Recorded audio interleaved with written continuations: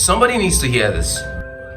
We are in the time where the youths of this our generation, anytime they make a mistake, they tend to bring themselves so low,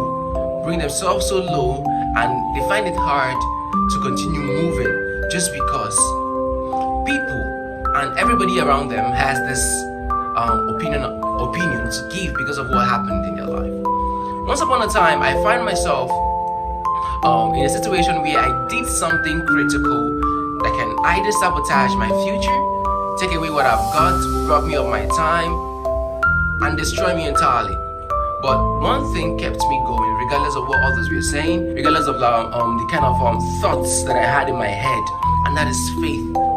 If any of us today can start believing in the unknown, believing that regardless of whatever happens, that God will always make a way, that God is present in their life, then things will definitely start changing in life. Come to think of how great people made it in their life. They did not build greatness based on what others thought of them.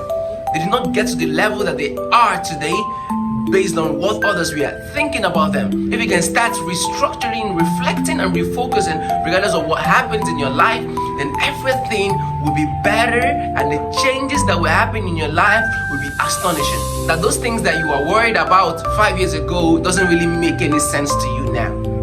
Here is one of the things that my mentor taught me.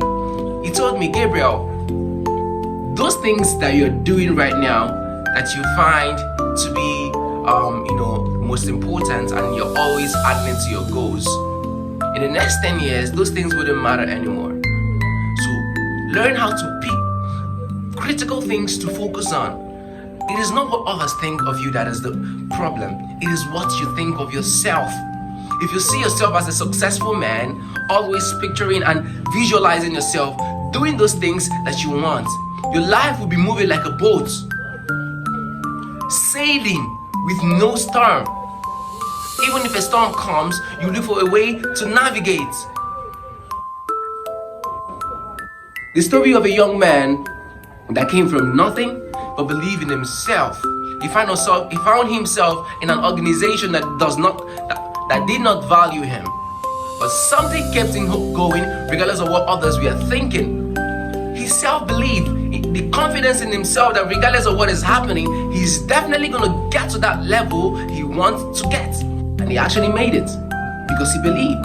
If the youth of this generation can start giving themselves time to think of their life, to set goals, to have plans, to have direction, to have a desire that they really want.